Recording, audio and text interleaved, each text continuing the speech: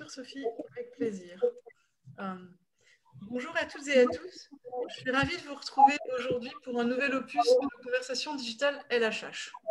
Depuis plus d'un an, nous traversons une période complexe liée au Covid et à ses impacts. Ils sont nombreux, notamment pour le monde de l'emploi et des compétences des collaborateurs. Une étude récente de PricewaterhouseCoopers montre que 40% des salariés jugent que leurs compétences digitales se sont améliorées depuis l'arrivée de la crise. Mais seulement 38% des salariés français sont optimistes quant à l'avenir du monde du travail, contre 60% de leurs homologues américains et 54% des salariés allemands. En France, le ministre du Travail et de l'Emploi et de l'Insertion professionnelle s'est emparé de la protection des savoir-faire et des compétences en incitant les entreprises à former des salariés en activité partielle. On voit également émerger des attentes des entreprises en termes de compétences des candidats post-Covid. Elle parle de flexibilité, d'agilité, d'aptitude pour l'utilisation des technologies et des outils. Elle parle également de maîtrise de l'analyse et de la compréhension des données.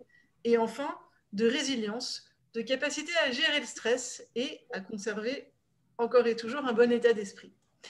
Aujourd'hui, nous allons voir plus concrètement les enjeux liés à la gestion des compétences pour le fleuron de notre industrie aéronautique, Airbus, et voir dans quelle mesure les transitions collectives sont un levier dans le cadre des besoins de reconversion et de mobilité des compétences identifiées sur les territoires. Pour en parler avec nous, nous avons aujourd'hui le plaisir d'accueillir Donald Frati, DRH d'Airbus France depuis septembre 2019. Donald, vous évoquerez avec nous votre stratégie de gestion de la croissance et comment vous avez abordé la transformation des compétences chez Airbus. Également avec nous, Philippe De Bruyne, secrétaire confédéral CFDT en charge de la sécurisation des parcours par le développement des compétences et la formation professionnelle. Philippe est aussi administrateur de France Compétences et président de sa commission évaluation. Il est par ailleurs fondateur de Certif Pro, l'interlocuteur unique de l'État et de France Compétences sur toutes les questions nationales concernant les transitions professionnelles et pour tous les acteurs liés à la transformation des fonds GESIF. Aujourd'hui, c'est en tant qu'acteur majeur du dialogue social autour de la reconversion et de la mise en œuvre du dispositif de transition professionnelle sur nos territoires qu'il intervient. Donald, Philippe, je vous laisse donc évoquer les enjeux de nos territoires et industries face aux besoins de mobilité et de transformation des compétences après cette longue période de pandémie. Vous partagerez vos expériences et points de vue respectifs avec nos auditeurs et notre experte habituelle, Marie Bouni, co-directrice de l'activité stratégie et performance sociale chez LHH. Je vous souhaite et je nous souhaite de fructueux échanges. Bonjour. Merci Aurélie. Donald, on sait que l'année dernière a été une année particulièrement mouvementée pour Airbus. Vous avez dû faire face à des enjeux business, à des enjeux sociaux extrêmement importants. Vous avez dû réagir très très vite. Ce que j'aimerais déjà pour commencer finalement cette table ronde, c'est que nous replantiez un petit peu ce contexte et que nous expliquiez un petit peu quels ont été les enjeux sociaux que vous avez dû rencontrer et quels sont les challenges finalement sociaux aussi et compétences que vous avez pour les années à venir. Ah oui, ça, je dois dire qu'on vient de vivre une période particulière, particulièrement dense. Le 17 mars dernier, on a été confronté à un arrêt brutal et total de l'activité. C'est quelque chose qu'on n'avait jamais connu. Arrêt brutal avec en gros 85% des avions au sol, les aéroports fermés, les salariés chez eux. La première chose qu'on a eu à gérer, c'est faire revenir les salariés indispensables sur site pour redémarrer l'activité, parce qu'il y avait un enjeu absolument majeur de redémarrer l'activité. Il n'était pas question que Airbus, face à ses clients, vis-à-vis desquels elle avait des avions à livrer, puisse se trouver en défaillance. Et de ce point de vue, il était nécessaire que les activités qui ne peuvent s'exercer que sur site puissent redémarrer. Je dirais le premier enjeu a donc été un enjeu sanitaire, de mettre notre environnement de travail en configuration sanitaire exemplaire pour permettre aux salariés, notamment de production, et certains salariés de l'engineering, de revenir sur site. Et puis, on s'est bien vite rendu compte que la situation économique due à la situation sanitaire était appelée à durer. on était confronté à une crise majeure. Et dans ce cadre-là, il s'agissait de mesurer l'impact qu'avait cette crise sur l'activité de notre entreprise. Les études que l'on a menées nous ont montré qu'on était confronté à une baisse relativement durable de 40% de notre activité. On a donc été amené à prendre des mesures immédiates, des mesures avec les partenaires sociaux déjà, pour négocier les conditions permettant de couvrir l'absence des salariés qui étaient obligés de rester chez eux, avec un accord de récupération des heures perdues, avec la mise en place de dispositifs d'activité partielle, avec des prises de congés imposées. Et puis des mesures immédiates conservatoires sur le plan économique et industriel, avec l'arrêt de certains projets. Un dispositif de contingentement de notre cash, puisque l'entreprise était confrontée à une véritable hémorragie de cash. On a agi évidemment sur l'intérim, sur la sous-traitance. On a mis en place un plan d'économie et tout un tas de dispositions nous permettant de contenir les effets de cette crise sanitaire qui devenaient des effets de crise économique. Pour autant, ça n'a pas suffi. Il est évident que confrontée à une baisse de 40% de son activité, une entreprise ne peut pas ne pas s'adapter. Dans un contexte d'ailleurs où la concurrence, que ce soit Boeing ou les motoristes ou les autres équipementiers, s'adaptaient à une vitesse grand V. Pour faire court, l'analyse marketing, l'analyse de marché que l'on a déployée, nous a amené à considérer qu'on était confronté à une crise sur le segment monocouloir, ce qu'on appelle c'est la ligne des A320, 321, à une crise qui devait nous permettre de retrouver le niveau de 2019, pas avant 2023.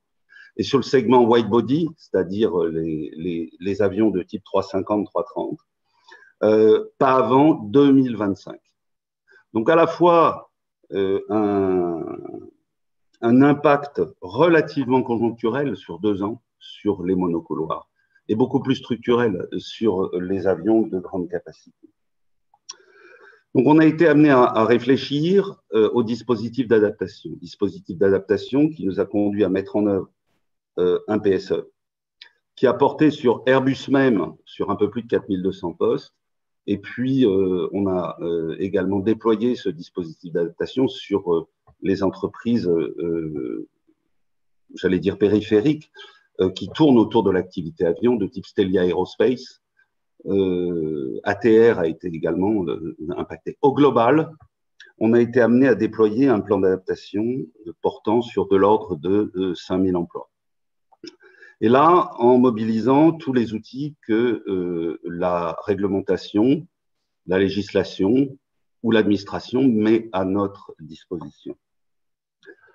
Parce que ça ne se résume pas à un plan de suppression d'emplois. Déjà, comme vous le savez, il y a eu le plan de relance de l'activité aéronautique déployé par le gouvernement en faveur de ce qu'on a appelé l'avion vert, hein, et avec la mise en œuvre de dispositions de subventions pour accompagner l'investissement des entreprises dans les projets d'avions verts.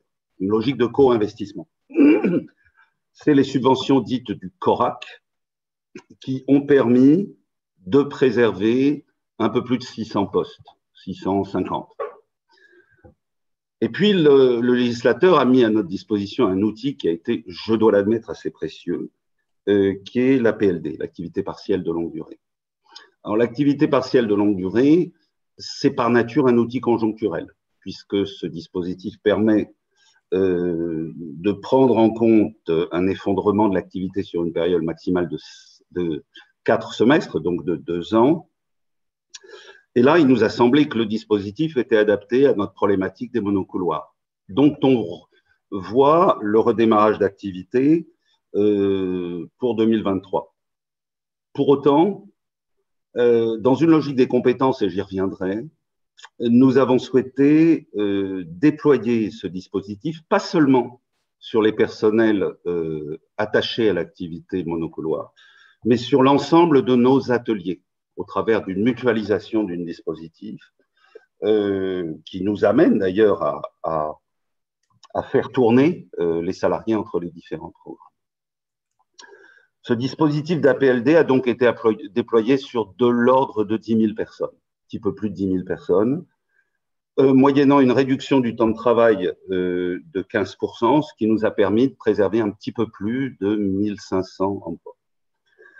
Et puis pour le reste, parce qu'il fallait bien déployer notre dispositif d'adaptation, on a mis en place un plan permettant au volontariat, dans un premier temps, au volontariat, aux salariés de quitter l'entreprise, que ce soit au travers de mesures générationnelles, des retraites, des pré-retraites, ou que ce soit des mesures plus personnelles permettant aux gens de valoriser un projet personnel qu'ils pouvaient avoir de création d'entreprise, de reconversion ou autre.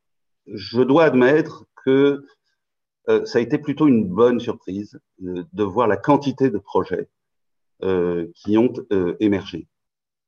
Et là, donc, on a, au travers de ces dispositifs de départ, impacté un petit peu plus de 2200 postes, de l'ordre de 2200 postes, sur nos établissements, pour l'essentiel de Toulouse, de Nantes, de Saint-Nazaire. La problématique a été pour nous de comment mettre en œuvre tout ceci, puisque on avait des objectifs pluriels. Premièrement, évidemment, de nous adapter, et de nous adapter vite. Et je dois admettre que le volontariat, plus les dispositifs CORAC, plus l'APLD, nous ont permis de nous adapter vite, puisque notre dispositif PSE a démarré en juillet 2020 et était en gros terminé à fin janvier 2021. Donc on avait une première exigence qui était de nous adapter vite dans un contexte où la concurrence, à commencer par Boeing aux États-Unis, s'est adaptée extraordinairement vite. Deuxième exigence, évidemment, préserver les compétences nécessaires au redémarrage. Et c'est vrai que de ce point de vue-là, des outils comme l'APLD sont extrêmement puissants parce que ça nous permet de garder les compétences dans l'entreprise tout en réduisant le poids de la masse salariale, en réduisant le niveau d'activité.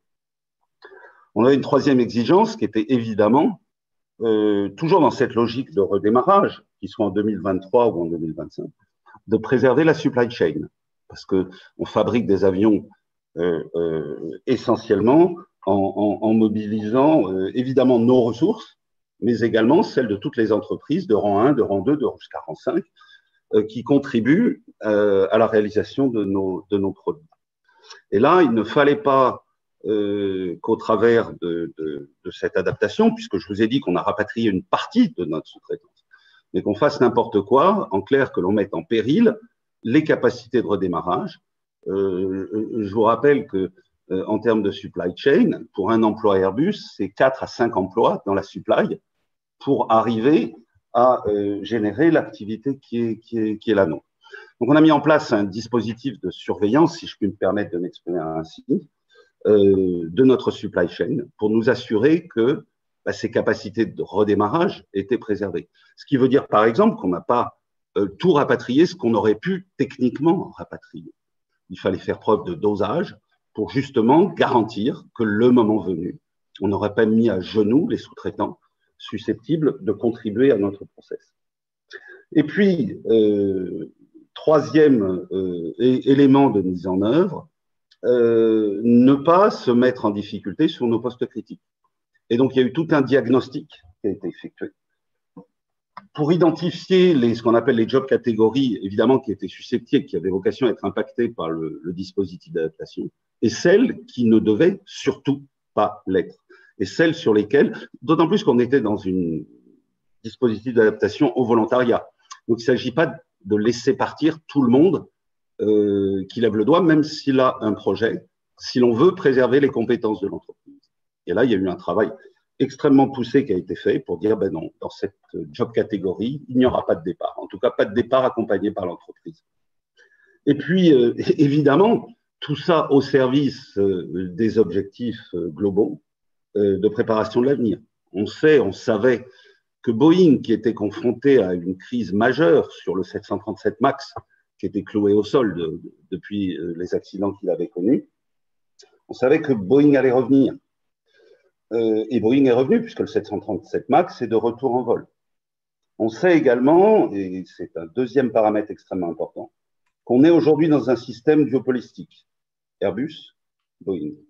Mais on sait qu'on va vers un système triopolistique, avec l'arrivée d'un nouveau venu, Comac, le géant chinois, qui, dans les 8-10 ans qui viennent, aura sur le marché un avion susceptible de concurrencer de manière extrêmement aiguë, que ce soit les 320 ou les 737. Et puis, troisième élément qu'il fallait prendre en compte dans cette approche générale, c'est cet objectif de l'avion vert. Je vous parlais tout à l'heure des subventions CORAC.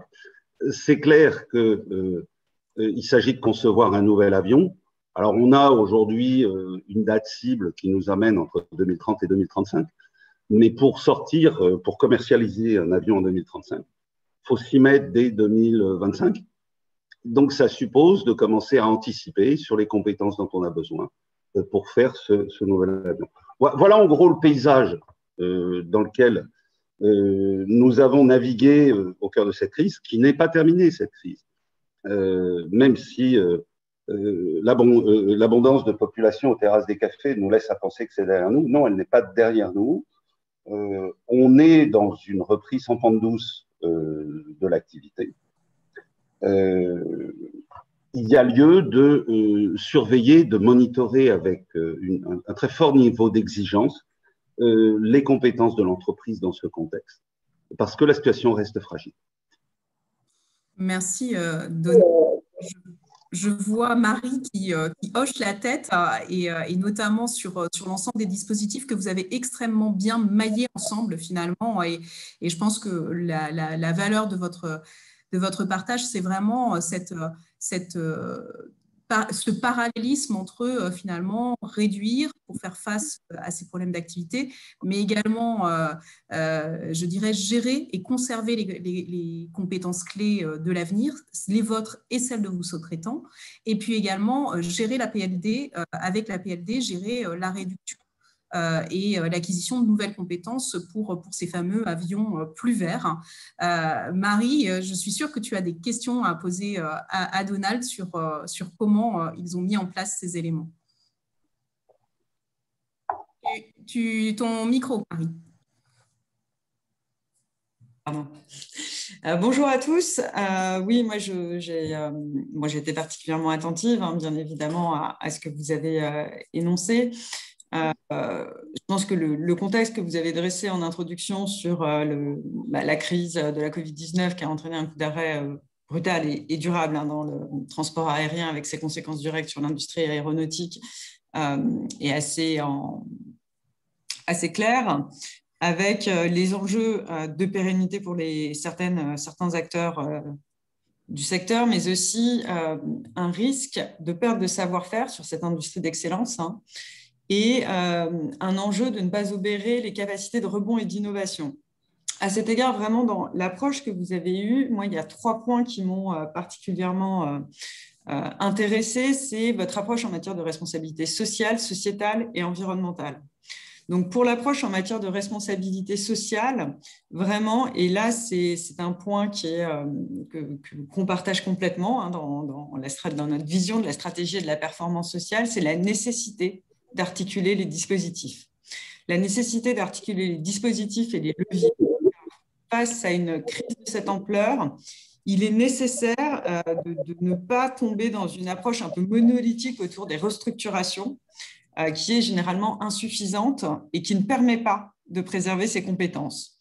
Donc, à cet égard, ce sera peut-être la première question. C'est, on le voit, le dispositif APLD a finalement assez peu été négocié dans les entreprises. Donc, certaines branches, et notamment la vôtre, ils sont allés très vite. Après, les négociations au sein de l'entreprise ont été plus complexes.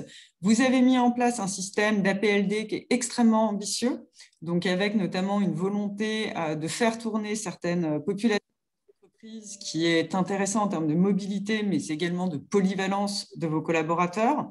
Donc, à quelles difficultés concrètes vous avez pu être confrontés Maintenant également, peut-être en deuxième point, mais on y reviendra tout à l'heure, s'agissant de votre responsabilité, en fait, de cette espèce de principe directeur en matière de responsabilité sociale, sociétale, territoriale, voire sectorielle, vous avez une approche où votre écosystème est vraiment pris en considération. Ça, au niveau de votre dialogue social et des interactions que vous pouvez avoir avec vos territoires, est-ce qu'il y a des éléments qui ont été plutôt porteurs dans la négociation sur des arbitrages à faire aussi entre certains emplois en interne? Vous auriez pu internaliser plus d'activités, certainement. Qu'est-ce qui a poussé ces éléments-là? Et enfin, environnemental, parce que vous parliez d'avion vert et on parle en ce moment d'information, consultation sur un peu des sujets environnementaux, mais on voit que la problématique de la responsabilité environnementale dépasse très clairement ces points-là et là touche à la notion de compétence et ça, notamment, est-ce une évolution par rapport à vos anciens dispositifs de GEPP ou une évolution majeure ou plutôt une tendance que vous aviez déjà prise? Donc, dans un premier temps, voilà, première question, l'APLD, un dispositif ambitieux. Peut-être une deuxième question sur comment négocier et avoir une responsabilité territoriale et sectorielle. Et troisième point, votre vision de l'aspect un peu environnemental au sein de la GEPP. Vaste question. Oui, très oui, c'est vrai. question. Il y en a trop pour une minute, donc je vais essayer de prendre le problème un tout petit peu autrement, si vous me permettez. D'abord, pour rappeler qu'au niveau d'Airbus, on a une logique de gestion des compétences qui ne date pas d'hier. On a un accord de GEPP extrêmement nourri. Et notre problématique à l'époque était tout simplement déjà de connaître, de comprendre la cartographie et l'état des lieux de nos ressources. Partant de ça, il était nécessaire de définir au niveau de notre entreprise, qui, je le rappelle, transnationale, en France, en Allemagne, en Espagne, en Angleterre et dans les autres pays du monde, un langage commun pour définir les emplois de manière homogène. D'avoir des définitions communes et partagées, d'avoir une méthode commune de travail. Ensuite, il a été nécessaire de définir une vision et une ambition commune sur nos compétences critiques. Quelles sont-elles? Nos compétences émergentes, quelles sont-elles? Nos compétences en déclin, quelles sont-elles? Et ça, de le définir à la fois au plus haut niveau de l'entreprise et de le cascader au niveau opérationnel. Étant entendu, et vous le savez parfaitement, que la perception au niveau opérationnel est plutôt dictée par l'immédiat court terme de produire, et donc il est nécessaire de la compléter par une vision stratégique long terme qui mette le système en pression. Si je dois illustrer mon propos, je dirais que si j'écoute les opérationnels de terrain, il n'y a pas de métier en déclin, il n'y a que des métiers en évolution. La réalité, quand on regarde de manière un peu holistique, vision hélicoptère, on a des métiers qui sont objectivement en déclin, et c'est le cas dans toutes les entreprises. Ensuite, il y a eu la nécessité de mettre en place des routines. Et ces routines, c'est avant tout des ressources review, c'est-à-dire d'être capable dans chacun des segments de l'entreprise.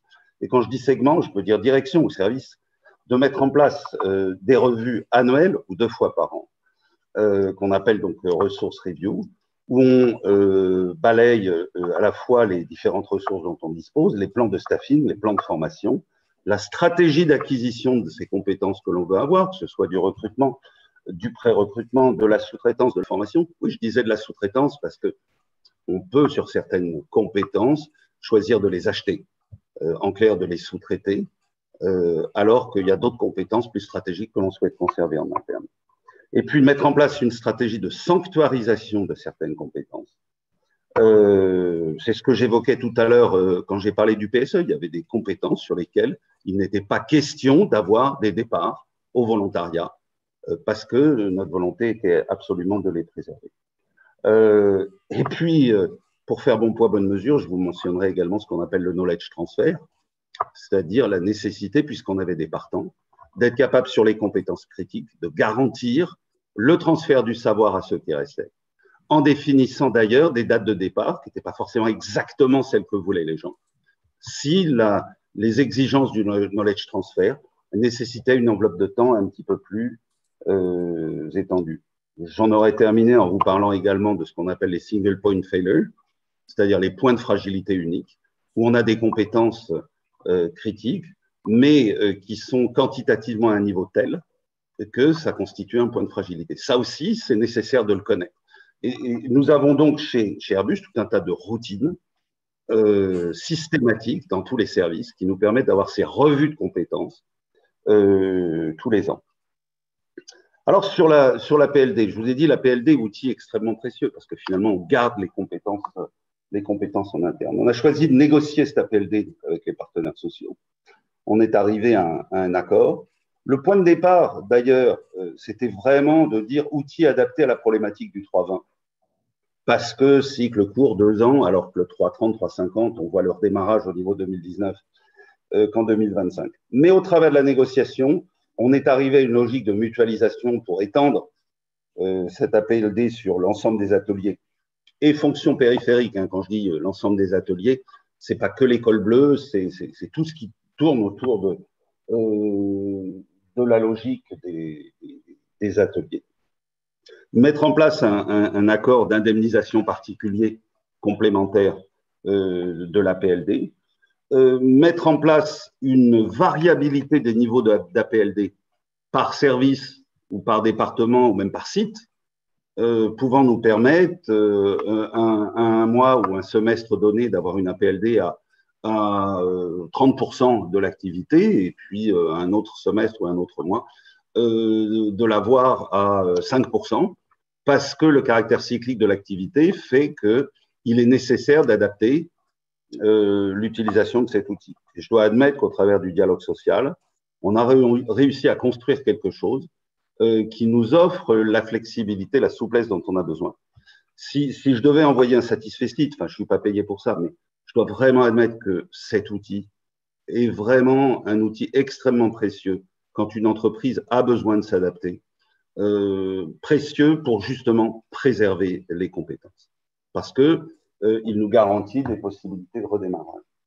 Vous me questionniez enfin sur les arbitrages entre les compétences internes et les compétences externes dans une logique de make or buy, évidemment. Et on a été amené à faire ces arbitrages et à dire non, là, on ne veut pas tout rapatrier en matière de sous-traitance, ce qui nous a conduit à dire, ben voilà, dans cette job catégorie, on fera quand même des départs, parce que si on faisait tout sur la sous-traitance, ok, on ferait aucune suppression de poste en interne, mais on met la sous-traitance à genoux, et dans 2 ans, ben, c'est nous qui ne nous en remettrons pas.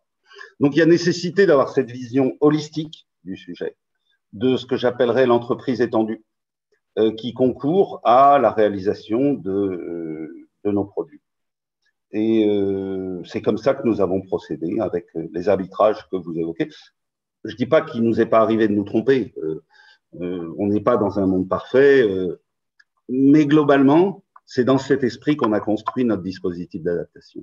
Vision holistique, préservation des compétences internes, préservation autant que se faire se peut des capacités de redémarrage de la supply chain, dans un contexte de dialogue social visant à embarquer les partenaires sociaux dans un voyage ensemble qui aura, on l'espère, une première étape extrêmement positive dès 2023, puisqu'on espère, encore une fois, redémarrer au niveau 2019 notre niveau d'activité sur les single L. Et aujourd'hui, on est sur ce chemin. Merci. Merci beaucoup, Donald. On a, dans notre introduction, on a parlé du sujet des transitions collectives. Vous avez vous-même finalement répondu à cet appel et on est aujourd'hui en train de vous accompagner sur la mise en place d'une plateforme territoriale. Est-ce que vous pourriez nous en dire un petit peu plus, nous dire ce que vous êtes en train de faire sur le territoire Occitanie et qui est totalement en relation avec la première partie de votre intervention sur la transformation des compétences et sur la reconversion des collaborateurs? Ah oui, je peux effectivement vous en dire quelques mots. Si je devais employer une formule un peu ronflante pour démarrer ma réponse, je vous dirais que la nécessité a rejoint l'éthique. La nécessité parce que c'est une vraie nécessité de travailler sur ces reconversions collectives. Et puis l'éthique, très clairement, Airbus sortait d'un plan social qui a impacté l'entreprise, qui a indirectement, même si ce n'est pas Airbus, c'est l'arrêt de l'activité des compagnies aériennes qui a impacté l'aviation civile, mais la supply s'est trouvée également impactée.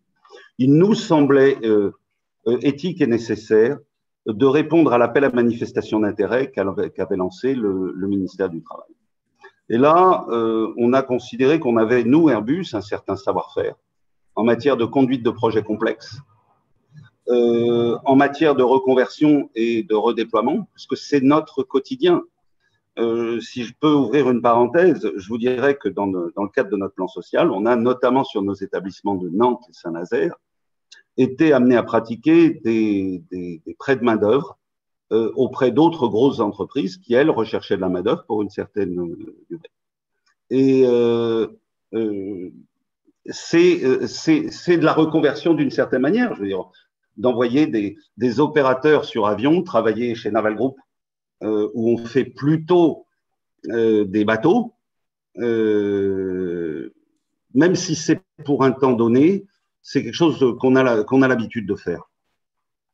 Et puis, de la même manière, j'aurais pu le mentionner dans le cadre du PSE, sur nos compétences critiques, on a eu quand même un certain nombre de départs, ou sur nos compétences sensibles, on a eu quand même un certain nombre de départs.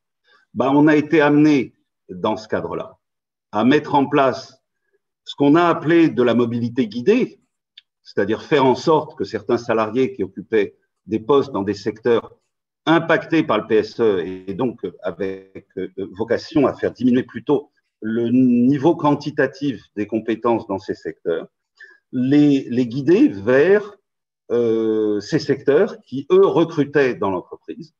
Et cette mobilité guidée, c'est au fond la reconversion également. Et donc, l'idée a été bien pour Airbus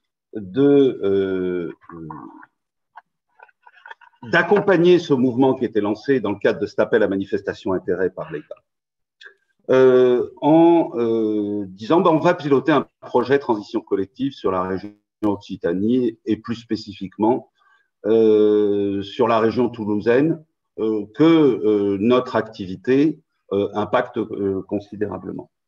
Il y a une quinzaine d'années, j'ai été formé par un monsieur qui s'appelle Stéphane Paolini, que j'apprécie énormément. J'étais formé au change management. Et le change management, m'avait-il enseigné à l'époque, c'est les gens changent que pour 3 raisons.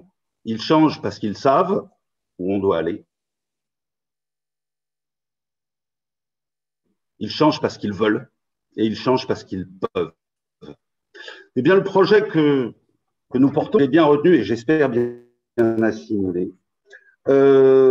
Transition collective, faire en sorte de mettre en œuvre le savoir-faire d'Airbus en travaillant sur le « je sais, je peux, je veux ».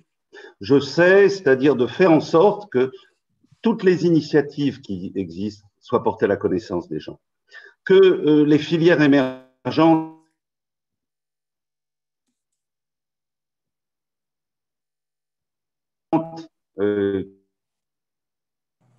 on a un problème qui apparaissent, on puisse les uns et les autres savoir qu'il y a des possibilités dans Donald, on a un petit souci de ces métiers. Et puis à l'inverse, connaître les réservoirs de compétences qui disent. Donald, on ne vous entend plus en fait. Vous ne m'entendez pas? Non, on a des coupures de son assez régulières et un petit peu longues. Je ne sais pas, essayez de vous rapprocher peut-être de votre ordinateur. Oui. Non, je crois qu'on est coupé. Ce que je vais vous proposer, c'est que je vais Et là, vous ne m'entendez plus? Là, ça y est, on vous entend. Je ne sais pas pourquoi. Allez-y. On peut recommencer à « je sais, je veux, je peux ». Ça y est, vous m'entendez? Oui, on vous entend bien. Si vous m'entendez, je reviens. Donc, je sais, je veux, je peux, oui.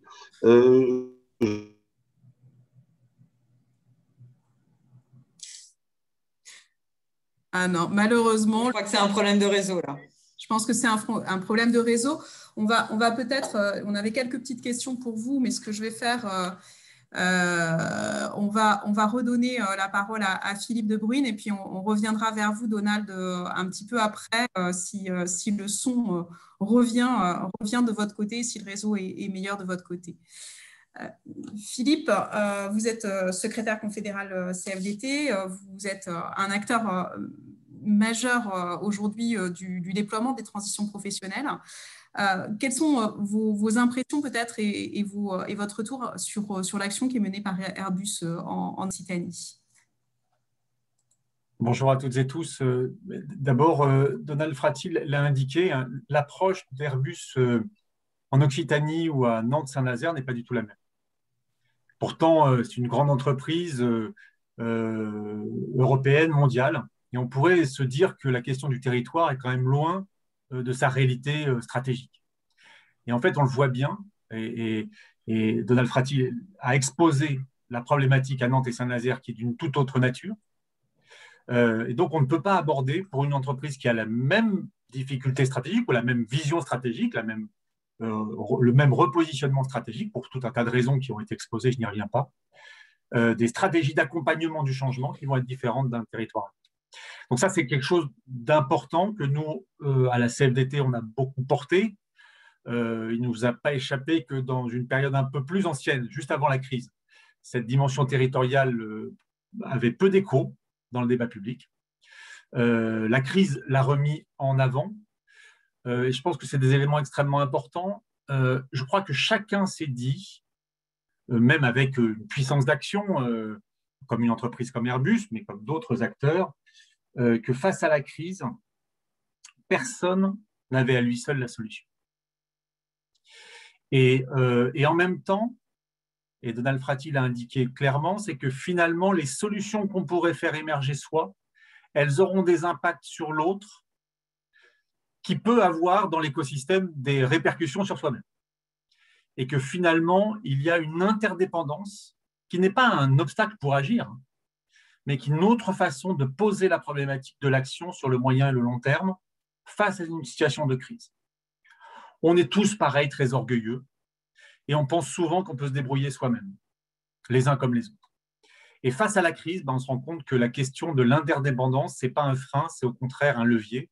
Je crois qu'on a un peu appris ça. Donc, premier élément, c'est ça, c'est la question de l'empreinte et l'emprise territoriale, les deux, qui sont le pendant d'ailleurs de l'empreinte et de l'emprise sur le devenir de la planète. On a des choses qui sont donc là, au niveau territorial, c'est très local, au niveau de la planète, pour une entreprise comme Airbus, c'est beaucoup plus global, systémique. Mais on voit bien que ces enjeux-là, du monde village et de la localisation de là où je suis, où j'habite et où je vis à hauteur de femmes et d'hommes, doivent être conjugués en permanence.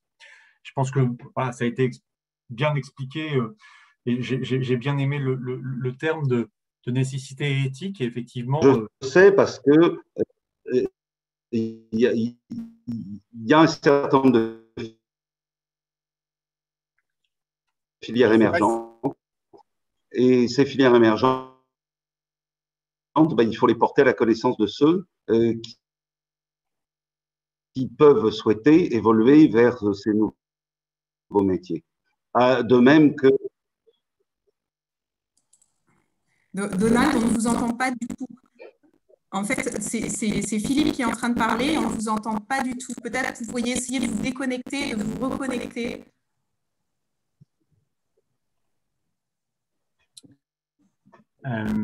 Du coup, si allez-y, tu n'arrives pas à reprendre la... Vous n'entendiez pas. Si, mais moi, vous m'entendez ou pas? Là, maintenant, on vous entend, oui. Allô? Oui, je suis avec vous. Parfait. On redonne... on finit avec Philippe et je vous redonne la parole, Donald, parce qu'on ne vous entendait vraiment plus du tout à l'heure. Et c'était Philippe qui était en train de parler. Je l'écoutais. Ah, parfait. Alors, c'est qu'on vous a entendu qui parliez en même temps. Peut-être Philippe, on vous entend? Oui, vivement le moment où on pourra se retrouver dans une même salle et interagir de façon beaucoup plus fluide. J'aurais été ravi de pouvoir mieux entendre les réactions de Donald Frati, de pouvoir interagir plus fluidement. Je termine juste, et puis peut-être avec un peu de chance, la connexion pourra reprendre. Donc, ces questions-là de conjonction de l'éthique et de la nécessité, enfin, je n'avais pas le terme en tête, mais je ne suis pas sûr que je ne vais pas le réutiliser dans d'autres occasions. Et en tous les cas, c'était vraiment l'option, parce que l'appel à manifestation d'intérêt a été proposé par le gouvernement, mais suite à la concertation. Et nous étions persuadés qu'il fallait absolument favoriser la capacité de créer des dynamiques ou de s'appuyer sur des dynamiques territoriales, mais qu'il ne fallait surtout pas les préempter au niveau national. Peut-être mais on y reviendra peut-être un peu après dans les facteurs de succès. C'est là où des choses existaient déjà, et c'est sur ce qui existe déjà qu'on peut s'appuyer, mais peut-être que Donald Frati le reprécisera. Et puis, dernier point de réaction sur ce triptyque savoir, vouloir, pouvoir. Alors, c'est vraiment quelque chose, je pense, que l'on partage avec deux éléments complémentaires. Le premier, c'est qu'il suffit qu'il manque l'un des trois items pour que ça ne fonctionne pas. Donc, il faut coordonner le savoir, le vouloir et le pouvoir. Et à tout niveau, au niveau collectif de l'entreprise ou du territoire, et au niveau individuel sur les choix de reconversion, puisque ce n'est pas neutre de changer de métier, ce n'est pas neutre de changer d'identité professionnelle.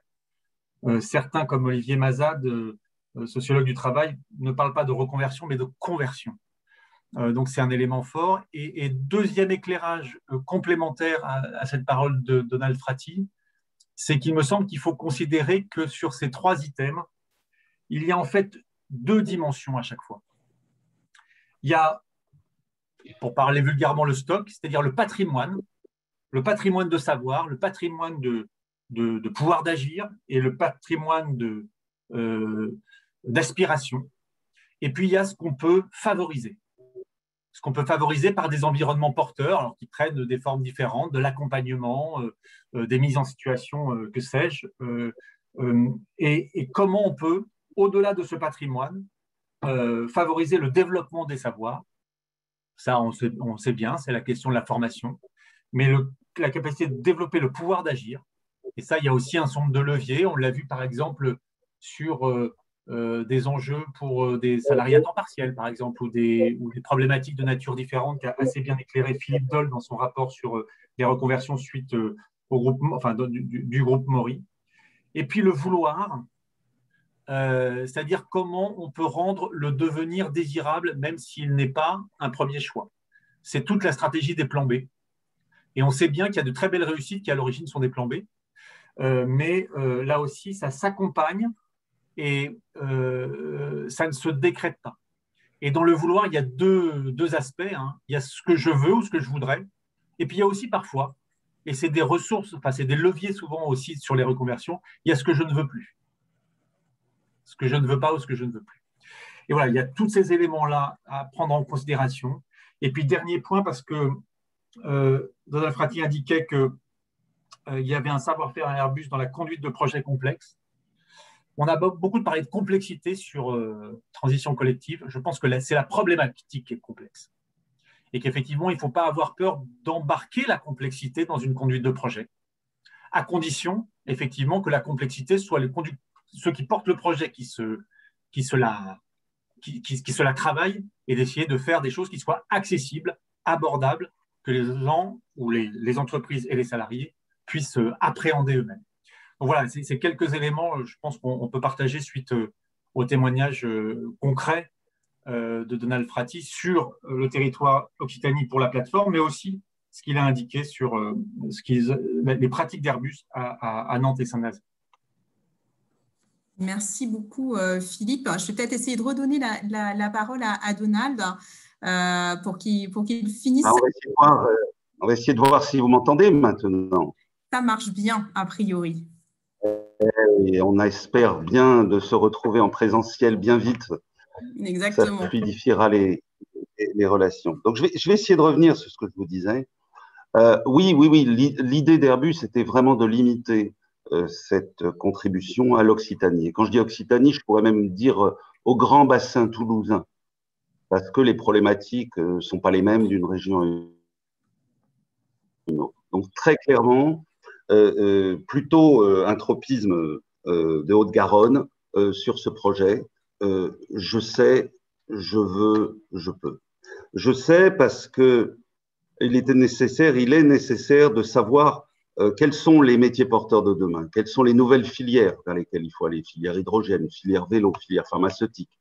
Et puis, quelles sont les entreprises qui disposent potentiellement de réservoirs de main-d'œuvre qu'il est nécessaire de reconvertir ou à qui il faut proposer des opportunités de reconversion.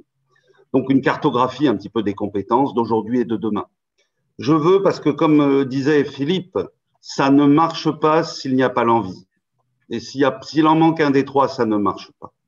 Et donc, l'idée, c'est de travailler également sur cette envie, faire briller les yeux, donner envie de se lâcher d'une main pour s'attraper d'une autre main à une autre compétence. Si possible, dans le même environnement géographique pour pas déstabiliser tous les aspects de la vie personnelle, professionnelle et personnelle. Et puis, je peux, parce que c'est clair, on peut savoir qu'il existe une possibilité. On peut le vouloir. Encore faut-il avoir les compétences. Et là, c'est évidemment la mobilisation de tous les dispositifs de formation, les OPCO, mais il peut y avoir aussi nécessité d'agir sur le je veux de manière beaucoup plus immatérielle. Je parlais de la formation, ou pardon, de manière beaucoup plus matérielle, parce qu'il peut se poser des problèmes de logement, des problèmes de transport, tous les aspects de je peux.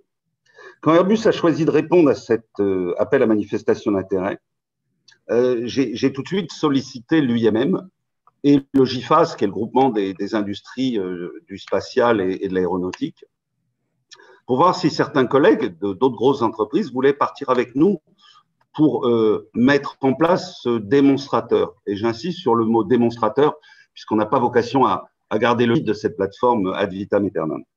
Et là, j'ai tout de suite les collègues de l'aéronautique et de la métallurgie qui ont dit « Banco, on vient avec vous ». Et aujourd'hui, on monte cette plateforme, oui, sous le lead d'Airbus, mais avec Safran, avec la TECOR, avec Thales, donc avec tout un tas de grands groupes, avec l'UIMM. Et là, je ne mentionnais que les industriels, mais je pourrais de la même manière vous mentionner les partenaires institutionnels qui sont avec nous dans ce grand tour de table. On a démarré les travaux et on s'est réunis déjà un certain nombre de fois. Aujourd'hui, on travaille sur 6 grands sous-thèmes. Le premier, c'est de mettre en œuvre ce qu'on appelle des quick wins, des réussites rapides. Pourquoi? Parce que il faut amorcer la pompe, il faut donner l'envie. Et donc, il est nécessaire d'avoir des gens qui montrent que ça marche. Un deuxième sous-groupe travaille sur la gouvernance de cette plateforme de transition collective, gouvernance en run mode. Parce que, comme je vous le disais, Airbus n'a pas vocation à piloter cette plateforme durablement. Troisième sous-thème sur lequel on travaille, c'est la logique de guichet unique. Parce que si j'osais, je vous dirais que tout existe. Le problème, c'est que c'est un tel maquis, c'est un tel embroglio de solutions qui existent qu'il faut restituer un petit peu de lisibilité. Alors, peut-être faudra-t-il compléter, ci ou là, par des choses qui manquent. Mais presque tout existe aujourd'hui. C'est simplement pas lisible. Et donc, l'idée, c'est d'avoir une première interface, un guichet unique. Et on a un sous-groupe de travail qui travaille là-dessus. Il ne s'agit pas de recréer Pôle emploi, mais malgré tout. Quatrième levier, l'accompagnateur. Parce que des mouvements comme ça, des reconversions comme ça, on le voit, nous, en interne, quand on accompagne des gens qui passent d'un métier à un autre, ils ont besoin d'être accompagnés par des HR Business Partners. C'est un peu pareil dans des reconversions ou conversions, si je reprends votre mot, Philippe. L'accompagnateur. Un cinquième groupe, évidemment, sur la cartographie des compétences, des métiers du futur, des parcours de formation. Et puis un sixième groupe sur tous les aspects communication, événementiel, salon, contributif au je sais. L'idée, c'est de faire un démonstrateur, de montrer que ça marche, de montrer qu'en mobilisant les énergies de tous les acteurs, industriels, partenaires sociaux, puisque les partenaires sociaux, notamment la CFDT, mais aussi Force ouvrière, sont dans le tour de table, dans cette équipe qui mobilise toutes les bonnes volontés en vue de montrer qu'il y a une solution pour accompagner ces transitions collectives. Et encore une fois, en mobilisant les organismes de formation, les OPCO, transition professionnelle et que sais-je encore. Mettre en place un démonstrateur, montrer que ça marche, et quand ça marche, ben, restituer cette plateforme à qui a vocation à la gouverner dans la durée. Mais je suis objectivement confiant. Merci beaucoup, Donald.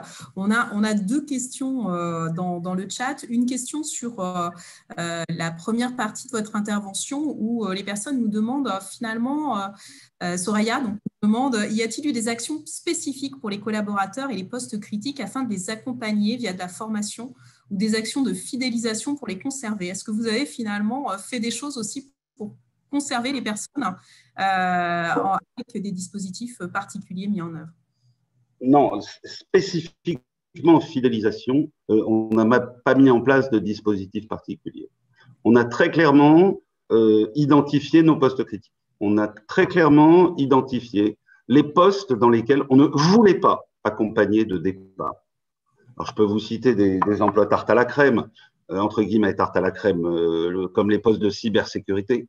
Mais il n'y a pas que dans la cybersécurité où il y a des emplois critiques. On a une liste extrêmement détaillée par domaine, que ce soit l'engineering, les achats, la gouvernance d'entreprise, où on a identifié des emplois critiques.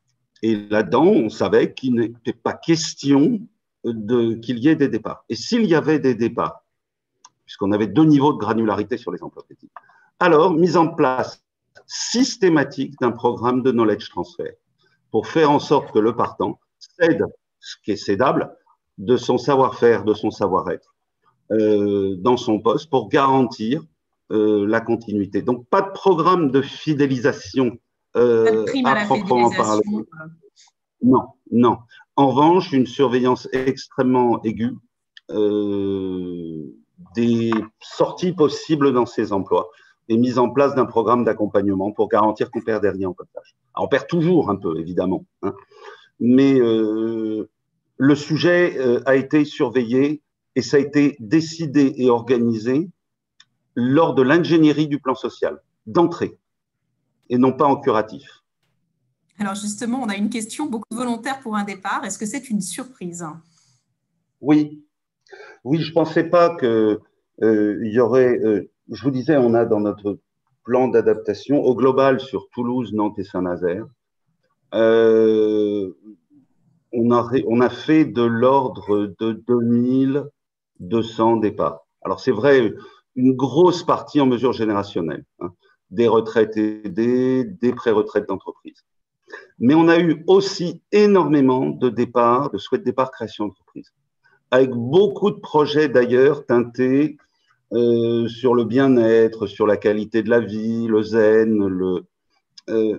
Et oui, j'ai été surpris, alors peut-être par une méconnaissance du sujet, j'ai été surpris par la quantité de projets qui ont émergé. C'était une vraie surprise. Évidemment, ces projets, on les accompagnait. Il y a eu un accompagnement financier de l'entreprise. Mais quand même, j'ai trouvé que, surtout après m'être renseigné sur ce qui se passait dans d'autres grandes entreprises qui faisaient des plans de départ volontaires, je dois admettre que les résultats obtenus sont plutôt plus élevés que ce que j'aurais pu craindre. Au point que, in fine, on a fait notre plan d'adaptation, de même que Stelia a fait son plan d'adaptation, de même qu'ATR a fait son plan d'adaptation, qu'Airbus Defence and Space a fait son plan d'adaptation, sans aucun départ contraint. C'est vrai que ça suppose une ingénierie d'accompagnement de ces départs volontaires, mais bon, il n'y a pas eu besoin de faire de départ contraint.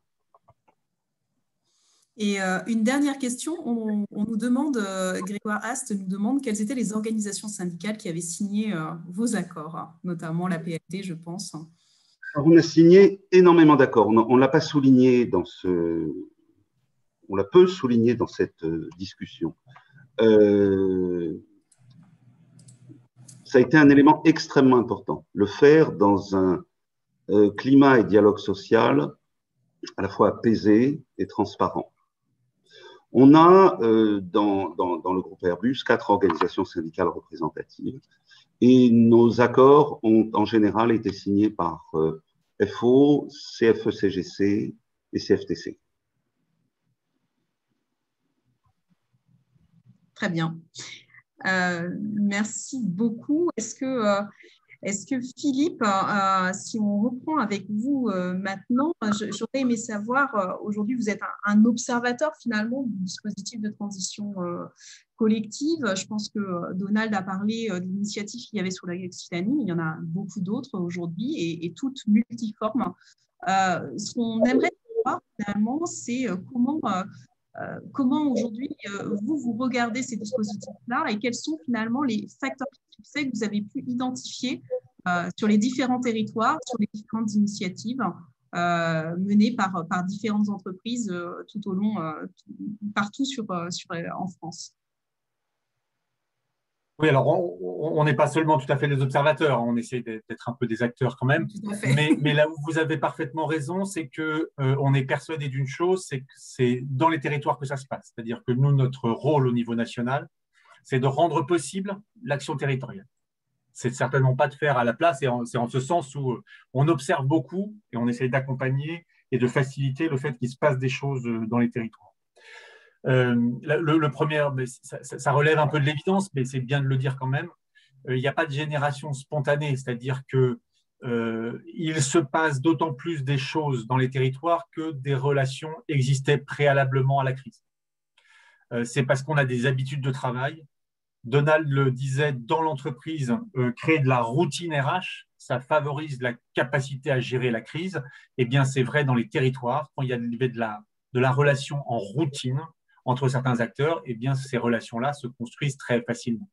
C'est d'ailleurs pour cela que sur les transitions collectives qui émergent véritablement avec des signatures d'accords et des premiers projets de salariés de reconversion, ce sont des discussions qui dataient d'avant même que le dispositif Transco existe. Donc là, ce qu'on est en train de favoriser maintenant, au moment où on se parle, à la fin de ce premier semestre, ça produira des résultats surtout au deuxième semestre, même si Donald l'a dit, et c'est très juste, c'est le premier item des 6 thèmes qu'il a indiqués, hein, c'est d'amorcer la pompe en montrant des réussites, et c'est important que c'est pionnier, parce que les conditions étaient déjà réunies, parce que tout un tas de choses, puissent montrer que se reconvertir même dans un système relativement contraint, c'est aussi se donner de nouvelles perspectives professionnelles dans un moment d'incertitude. Donc, il faut s'appuyer sur ces réussites-là, mais là, on est en train d'essayer de travailler les choses. Alors, il y a plusieurs niveaux de facteurs de succès. Il y a tous ceux qui sont propres à l'entreprise. Je vais y aller assez vite parce que ça a été évoqué largement alors dans le cadre spécifique d'Airbus, mais ça a été évoqué largement par Donald. Les pratiques RH existantes, je voudrais juste en citer une, sans citer l'entreprise, ça n'a pas d'importance, mais dans une entreprise qui s'est engagée sur Transco, le matériau qui était construit depuis des années, hein, ce sont les entretiens professionnels. Et ils avaient questionné leurs salariés sur leurs aspirations, y compris en dehors du champ d'activité de l'entreprise. Et quand vous avez ça, quand vous jouez le jeu des entretiens professionnels, pas simplement comme une obligation légale, en fait, tous les 2 ans et à faire un bilan au bout de 6, hein, mais vraiment quand vous creusez le sujet, quand vous laissez un espace d'expression véritable, parce qu'il faut un climat de confiance pour que les gens s'expriment sur leurs aspirations, y compris en dehors de leur contrat de travail. Il y a plein d'entreprises où dès qu'on dit qu'on regarde un peu dehors, c'est comme si on y était déjà. Hein. Donc, il faut un climat de confiance. Donc, des entreprises comme ça qui ont fait ce travail sur les entretiens professionnels, mais plus largement sur des pratiques RH portées sur le développement des compétences, portées sur la mobilité professionnelle. Moi, j'ai tendance à dire que la mobilité professionnelle, elle commence chaque jour dans les espaces d'indétermination dont on bénéficie dans l'organisation du travail. Plus on est sur un travail prescrit et moins on se projette. Et plus on est sur des organisations de travail et des contenus d'emploi qui sont riches et qui permettent la prise d'initiative, et plus on a des salariés qui sont capables de se projeter et qui sont des forces de ce point de vue-là en termes de mobilité, interne ou externe, puisqu'il faut articuler bien évidemment les deux. La deuxième chose, c'est la qualité du dialogue social. Et je dirais même du dialogue économique et social. Ce n'est pas simplement le dialogue social au sens la revendication salariale, c'est le dialogue économique et social parce qu'on partage des réflexions stratégiques de l'entreprise. Et la clé, c'est la qualité de ce dialogue économique et social, c'est-à-dire qu'on ne met pas sous le manteau un certain nombre de problématiques, et ce n'est pas simple de poser des difficultés majeures ou des difficultés sur lesquelles on n'a pas encore tous les éléments de solution. Mais ça participe de cette réalité-là. Et puis, c'est la capacité d'anticipation par rapport à un moment d'incertitude. Donald l'a dit sur Airbus, il y a une analyse très pointue de la temporalité de la crise. Il y a des entreprises où cette temporalité de la crise, elle est très incertaine. On ne sait pas trop si ça va redémarrer dès septembre ou si… Donc, est-ce qu'il faut courber le dos un peu en attendant que ça passe ou est-ce qu'il faut vraiment… Et puis, il y a des endroits où on sait que tendanciellement, les emplois sont plutôt en décrue et que pour autant, on n'arrive pas à poser le sujet. Et c'est là où nous, on pense que plus c'est en proximité, plus dans un climat de confiance, et ça se vérifie dans les territoires, que les choses peuvent se faire. Donc, il y a ça, et après, il y a tous les environnements qu'on peut créer pour favoriser ça. L'autre élément, c'est qu'il faut des perspectives. Et c'est pour ça, vous avez remarqué dans les cas de transition collective qui ont été un peu rapportés dans la presse, le point de départ de la réflexion était moins l'entreprise de départ des salariés que l'entreprise potentiellement d'arrivée. Une entreprise, en l'occurrence Corian, tout le monde en a parlé, qui a des vrais sujets de recrutement et qui donc se pose des questions, comment je recrute autrement, parce que dans le recrutement mainstream, je n'arrive pas tout à fait à répondre à mes objectifs. Et en se posant la question comment je recrute autrement, et je crois qu'il y a plein d'entreprises qui doivent se poser cette question-là, ça crée des espaces et potentiellement des perspectives pour des salariés. Voilà. Donc, il y a ces éléments-là qui sont importants. Et donc, comment on organise le dialogue entre des entreprises qui pourraient recruter, des entreprises qui se repositionnent stratégiquement. Je dis bien qu'ils se repositionnent stratégiquement parce qu'il y a un autre élément de communication, je pense, qu'il faut corriger. C'est que dans la tête de beaucoup de chefs d'entreprise, bénéficier de Transco, c'est être une entreprise en difficulté. Et on a eu donc beaucoup d'entreprises nous disant « Oh là là, on ne veut pas que ça se sache. On vient prendre des renseignements, mais vous ne dites pas notre nom. Même pas à la ministre. Hein. » Alors, c'est important. Pourquoi ? Peut-être qu'il y avait… Après, il y a des cas… Peut-être c'est juste une question de dialogue social. Il y a un risque de délit d'entrave, hein, tout bêtement. Donc, voilà. Mais c'est aussi l'environnement concurrentiel, l'environnement régional, et puis la représentation même qu'on se fait de son professionnalisme de chef d'entreprise.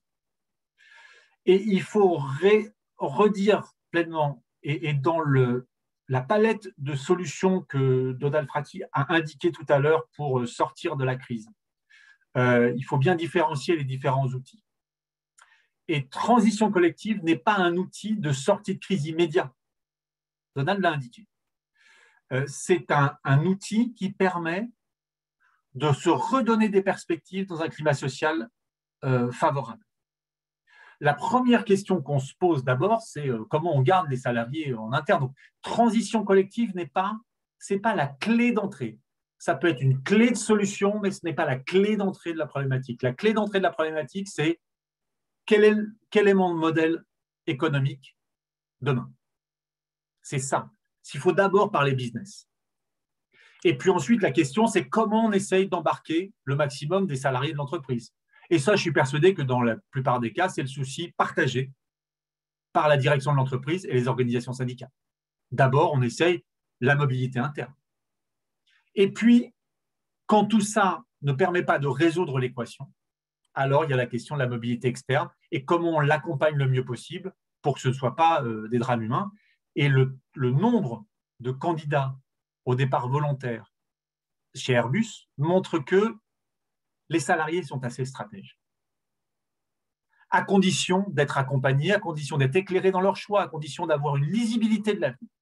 Mais ils sont assez stratèges et quand ils sentent que les perspectives d'évolution professionnelle, ou que les perspectives professionnelles tout bêtement, ou les perspectives de se retrouver un peu dans des aspirations professionnelles, sont plus à l'extérieur qu'à l'intérieur de l'entreprise, pour peu qu'on ait ce triptyque pouvoir vouloir, qui soit mobilisé, évidemment, hein, alors il peut y avoir des perspectives aussi qui soient offertes, et donc des candidatures potentielles de salariés, de se retrouver un peu en retrouvant une perspective professionnelle.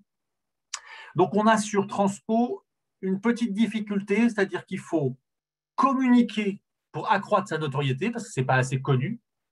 Ici et là, on commence à voir des entreprises qui commencent à négocier, mais il y a encore un gros effort de notoriété de Transco, c'est normal, c'est tout jeune.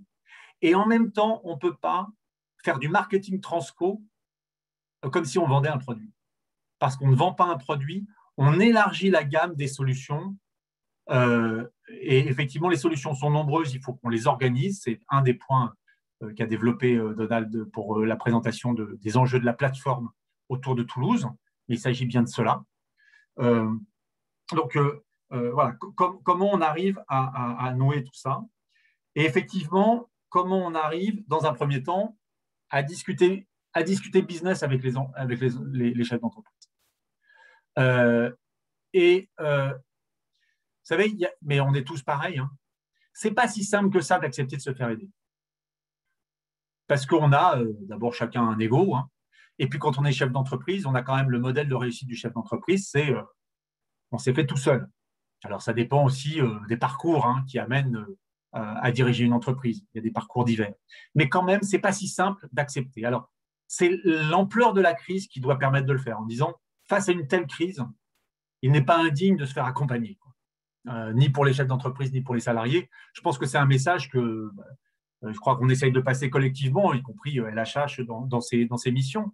Et je pense que c'est important de parler de cela et de dire que l'accompagnement, ce n'est pas faire à la place, c'est vraiment, et je pense qu'il faut insister là-dessus, et pour l'entreprise et pour les salariés, au sens collectif et au sens individuel, c'est rendre le bénéficiaire producteur du service que l'on déploie pour lui.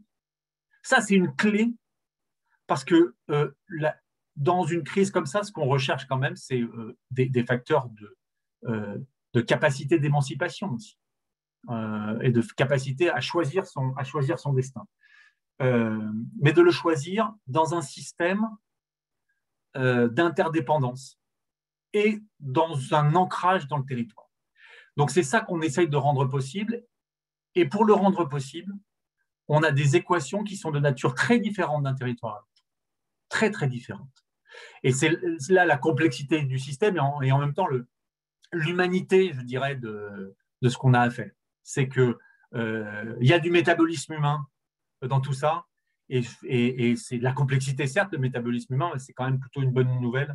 Là encore, pour reprendre l'expression de Donald Frati, pour faire se rejoindre la nécessité et l'éthique. Merci beaucoup, Philippe. Peut-être, Marie, tu as une remarque ou une question à poser à Philippe? Oui. Vraiment, je suis très, très, très en lien avec ce que disait Philippe, hein, sur la question de l'interdépendance et cette dimension culturelle assez importante. Effectivement, donc, les entreprises ont en général tendance à régler leurs problèmes seules, ou en tout cas à accompagner des mutations avec leurs partenaires sociaux. Là, voilà, sur Transco, on est vraiment dans une logique où il y a une myriade d'acteurs, donc ce qui crée aussi de la complexité, hein, mais une myriade d'acteurs qui pourraient intervenir en soutien, en accompagnement pour gérer une crise d'une ampleur majeure. Il y a un point également par rapport à ça qui est un peu en creux, c'est qu'on parlait d'articulation des dispositifs, il ne faudrait pas qu'il y ait une concurrence des dispositifs.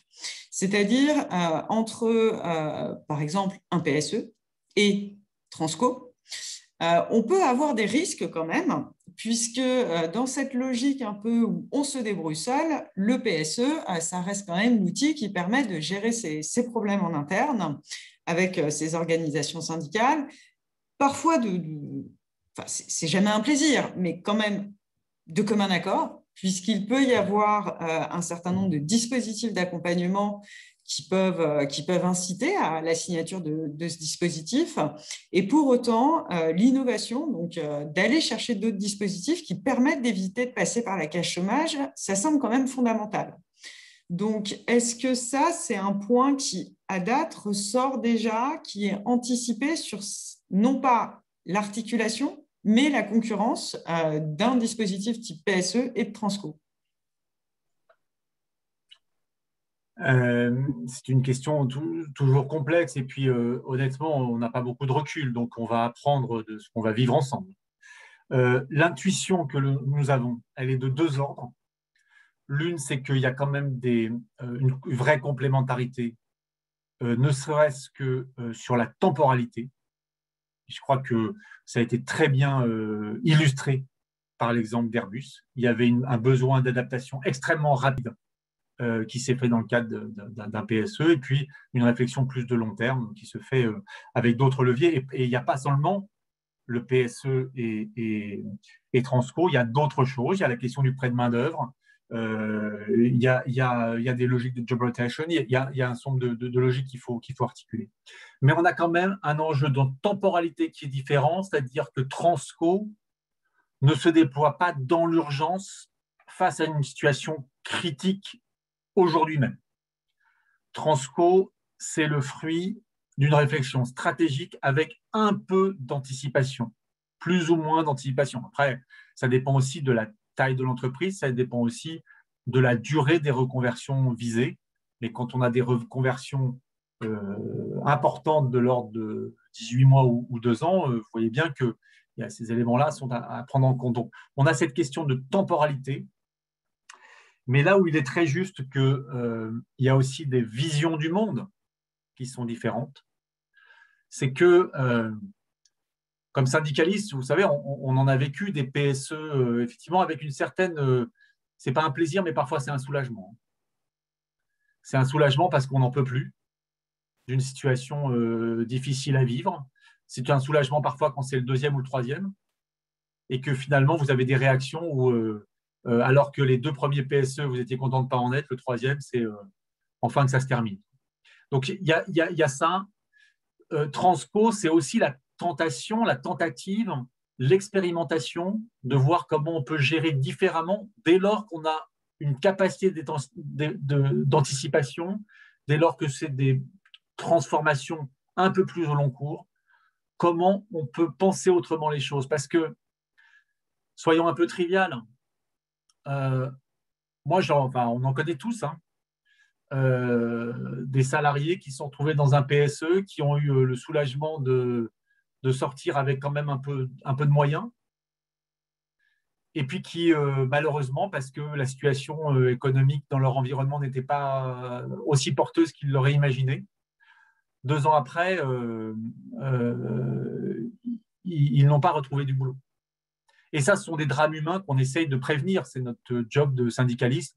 Mais je pense que c'est aussi une préoccupation éthique des chefs d'entreprise parce que des compétences comme ça, c'est quand même dommage qu'elles ne soient pas mobilisées sur le monde du travail parce que quand on a appris de 15, 20, 30 ans de vie professionnelle, c'est un patrimoine aussi de compétences qui est utile pour le développement de l'économie. Donc là-dessus, on a un enjeu assez important de se dire ce qu'il faut préserver, c'est quand même l'emploi. Vous savez, on a eu ce genre de débat il y a plusieurs années, maintenant c'est plutôt derrière nous, mais sur la question des conditions de travail, où parfois certains avaient tendance à négocier des primes et que finalement on voit le caractère totalement mortifère de cette logique-là. Alors, je ne ferai pas un parallélisme des formes entre les deux, ce n'est pas de même nature, mais néanmoins, c'est quand même choisir l'avenir à moyen et long terme plutôt que le soulagement à court terme. Donc oui, c'est aussi un modèle, une vision de la société qu'on essaye de… Vous connaissez un peu la CFDT, hein, on porte aussi des valeurs, une vision du monde et on essaye de faire vivre dans le dialogue social, dans le dialogue économique et social, une transformation du monde qui va dans ce sens-là et surtout face aux enjeux de transition écologique qui vont amener tout le monde à évoluer dans son métier, soit dans le contenu de son métier sans changer de métier, soit dans la mobilité interne de son entreprise, soit dans la mobilité externe. Donc, ces enjeux-là sont structurants pour l'avenir, donc on essaye d'inventer autre chose. Et puis, dernier point, qui me semble être une innovation qu'on tente de faire vivre, là aussi avec beaucoup d'humilité, dans les enjeux de revitalisation du territoire. Souvent, on a attendu l'entreprise Père Noël qui allait arriver et réembaucher tout le monde. Ça a rarement marché. Là, avec Transco, dans une logique territoriale, donc qui n'est pas très éloignée finalement des enjeux de revitalisation du territoire, on n'attend pas l'entreprise magique qui va trouver la solution pour tout le monde. On essaye d'être dans une logique, là aussi, d'écosystème. Alors, parce qu'il y a l'écosystème des entreprises sous-traitantes, mais il y a un écosystème plus large qui est des entreprises à proximité qui ne sont pas forcément directement en sous-traitance, mais où il peut y avoir, et sur Nantes et Saint-Nazaire, Donald l'a dit par rapport à Airbus, où il peut y avoir des interactions fortes, même s'il n'y a pas de sous-traitance. Donc, il y a un environnement, d'un certain point de vue, je vais le dire comme ça, il faudrait qu'on arrive à passer, que les entreprises passent dans leur rapport à leur territoire d'une logique de chasseur-cueilleur à une logique de jardinier. Et je pense que Transco, c'est cette logique-là qui se dit que finalement, maintenir une capacité, un corpus de compétences dans un territoire, c'est aussi préparer l'avenir. Moi, je me souviens dans un autre territoire, en Centre-Val de Loire, après la précédente crise, où on avait abandonné toute perspective sur le luxe, notamment sur les organismes de formation autour du luxe, alors qu'il y avait quelques entreprises qui avaient dû réduire la voilure. Et bien, quand la reprise a été là, il n'y avait plus assez de capacité de développement des compétences pour répondre à la demande. C'est ça aussi de penser un territoire dans une logique de jardinier plus que de chasseur-cueilleur. Merci beaucoup, Philippe. On a quelques questions dans le chat. Peut-être une première pour Donald, qui, dans votre présentation, je pense qu'il y a des choses qui ont peut-être été rapides et donc qui n'ont pas été forcément bien compris par les auditeurs, mais notamment, étant donné que vous êtes dans un dispositif de restructuration au niveau d'Airbus, le dispositif Transco ne peut pas s'appliquer, en tout cas aux personnels qui sont impactés dans le cadre du plan. Mais par contre, vous vous êtes inscrit dans le dispositif de Transco pour votre écosystème. Et donc, finalement, ce n'est pas forcément vos propres collaborateurs qui sont dans le dispositif. Et donc, la question, c'était qui sont les salariés, finalement, qui vont bénéficier du Transco que vous animez aujourd'hui? Alors, très clairement, ce n'est pas les salariés d'Airbus. J'ai dit que la nécessité rejoignait l'éthique. Et on n'est pas rentré dans cette opération en se disant c'est pour nos reconversions. Pour nos reconversions, je dirais, on a nos propres outils en interne. C'est vraiment le rôle citoyen de l'entreprise Airbus sur le bassin d'emploi sur lequel elle intervient. Mais je voudrais ajouter quelques éléments. Transco est a priori un outil, je dis bien a priori, qui n'est pas supposé fonctionner pour les entreprises qui sont en restructuration. Et je pense qu'il faut faire évoluer le dispositif Transco. En tout cas, j'ai eu l'occasion de m'en ouvrir auprès des différents ministres et des différents cabinets en charge, vers un dispositif de logique plateforme territoriale, parce que finalement, ces histoires de reconversion ou de conversion de métiers en souffrance vers des métiers en expansion, que la personne soit demandeur d'emploi, qu'elle soit primo-accédant à l'emploi, ou qu'elle soit dans un plan de restructuration d'une entreprise, on s'en fiche un peu à l'arrivée. Et un fléchage trop précis des salariés d'origine vers les postes à destination me semble être une erreur. En tout cas, j'ai eu l'occasion de le partager avec le ministère en disant évoluons. Moi, Airbus n'a pas monté cette plateforme pour dire c'est uniquement pour les salariés qui ont envie de se reconvertir. C'est aussi pour ceux qui ont besoin de se reconvertir parce qu'ils n'ont pas d'autre choix. Et donc, ce fléchage a priori de Transco, je dirais qu'à ce stade, dans le pilotage du projet, je l'ignore. en espérant bien qu'on va élargir le champ des bénéficiaires possibles de cette transition collective, parce que finalement, le problème de fond, c'est quoi? C'est on a plus de 3 millions de chômeurs en France et on a 700 000 emplois non pourvus. Et ça, c'est tout simplement inaudible, inacceptable. Deuxième élément, on parlait de temporalité. C'est clair qu'on s'inscrit sur le moyen terme. On s'inscrit, bon, évidemment, avec les quick wins sur le court terme. Il s'agit d'amorcer la pompe, mais on a une projection sur le moyen terme. Alors, disons les choses, quand on parle de gestion des compétences, on ne parle pas des compétences à 10 ans. Hein. Ça, c'est de la science-fiction. Hein. Mais sur le moyen terme, on a des choses à faire et c'est dans cette logique que s'inscrit Transco. Sur le plus long terme, il existe d'autres dispositions, type les campus des métiers, qui ont là une vision beaucoup plus prospective. Et je pense qu'il ne faut pas mélanger les gens.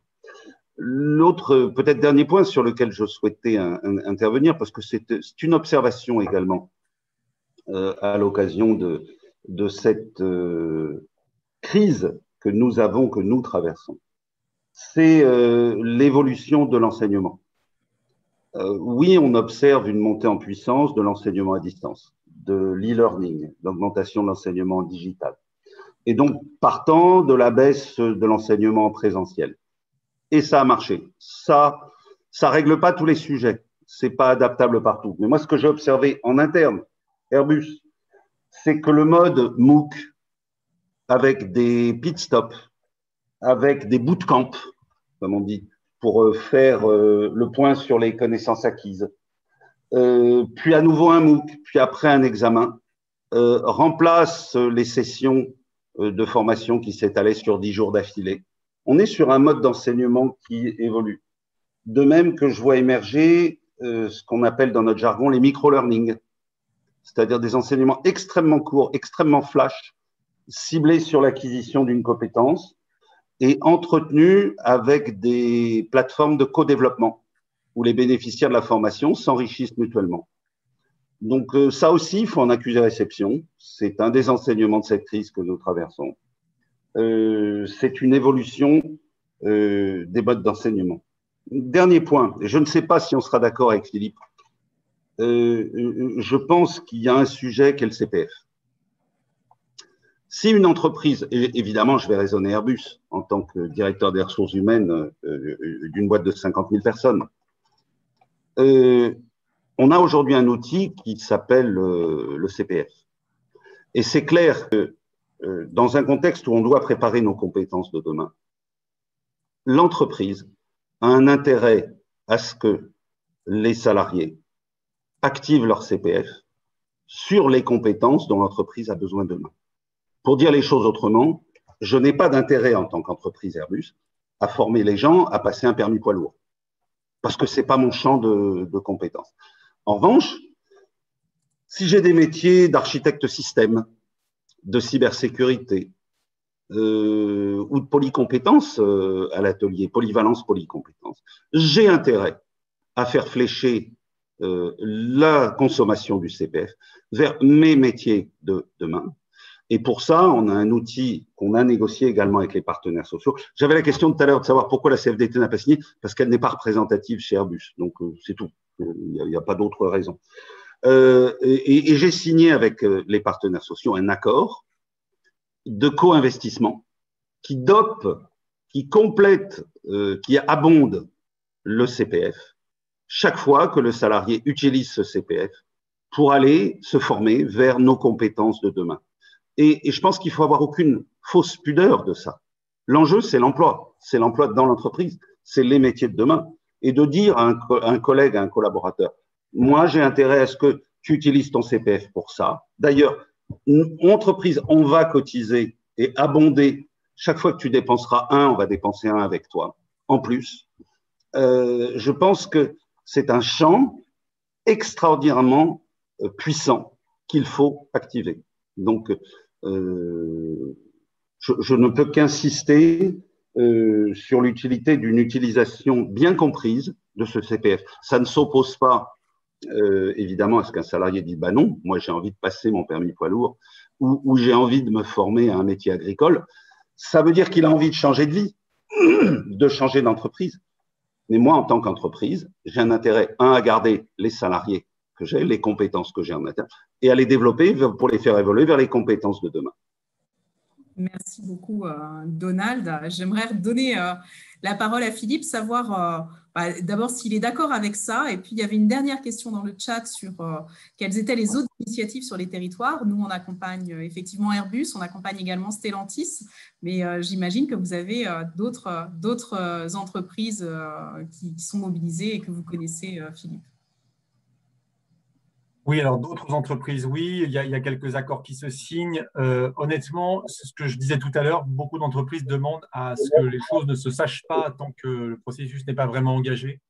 Donc, on a quelques entreprises, mais voilà, soit parce qu'on les a négociées, mais je pense notamment à une scope une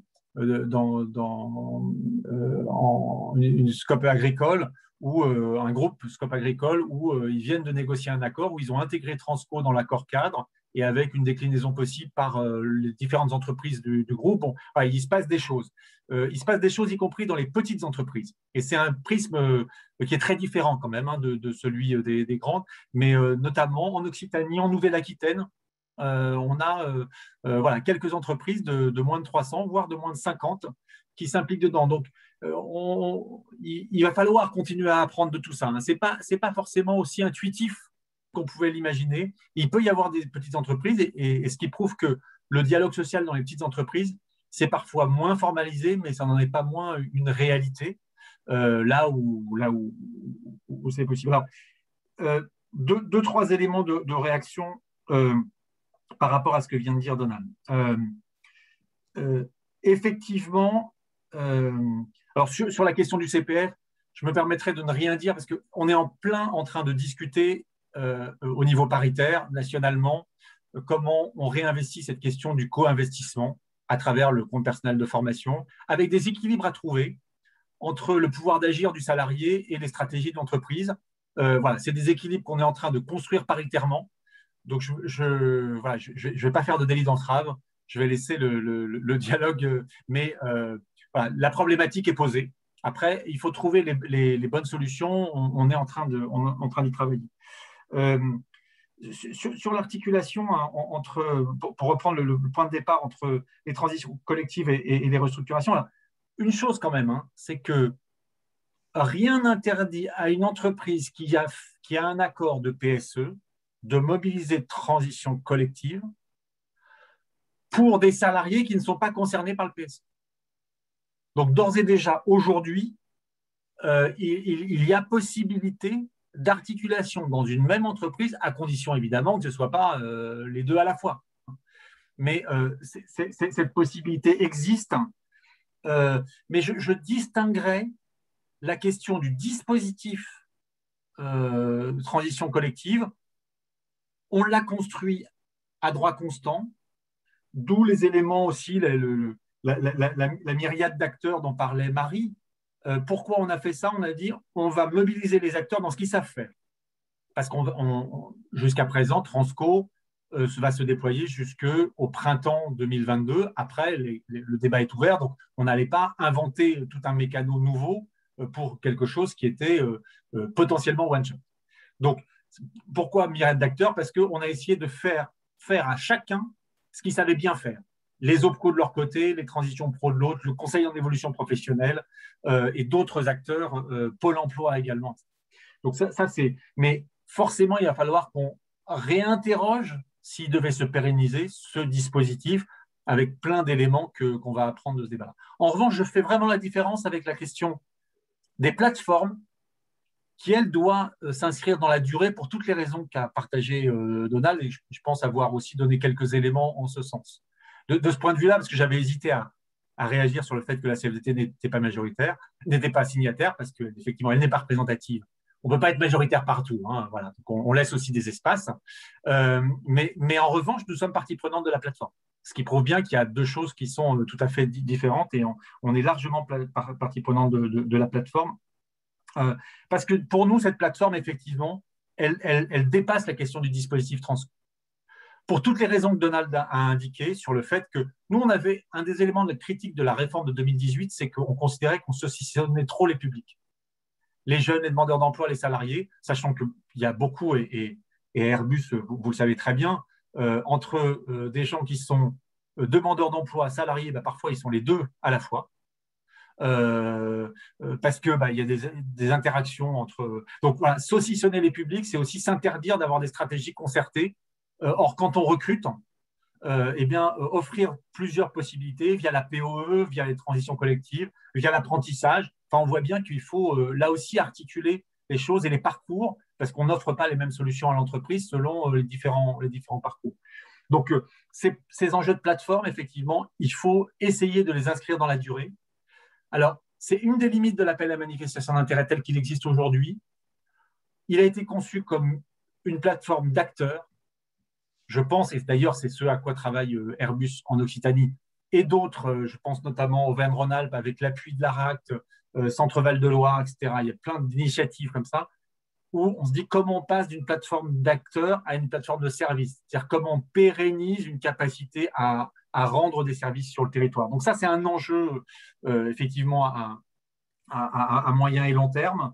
Et puis, Donald l'a dit, il faut le croiser avec les enjeux plus à long terme des perspectives de métier, notamment pour les plus jeunes générations, comment on les aide à s'orienter, à se positionner. C'est aussi pour ça que nous avons passé un partenariat CertifPro avec l'AFDET, l'association pour la promotion de l'enseignement technologique, parce que autour de la question des métiers en tension, il y a aussi des questions de représentation des métiers, de capacité à mieux présenter le concret d'une vie professionnelle. Et là-dessus, sur la jeunesse, je pense qu'il y a des paris à faire qui sont extrêmement importants sur le sens. Sur l'avenir de l'aviation, la jeune génération ne va pas se projeter dans l'avenir de l'aviation comme nous l'avons vécu, clairement. Et cette jeunesse-là, c'est aussi des besoins de compétences dont une entreprise comme Airbus peut mobiliser. Si je fais un parallèle avec la question du bâtiment, les compagnons du devoir, Jean-Claude Bélanger nous disait dernièrement, ou il y a quelques mois, que le profil des jeunes qui s'inscrivent dans le bâtiment ne sont plus le même qu'hier. La motivation strictement geste professionnel, qui existe encore, et se confronte à une autre aspiration, qui est une aspiration à être utile à travers une autre façon de construire des bâtiments, de façon moins consommateur en énergie, voire à l'équilibre énergétique.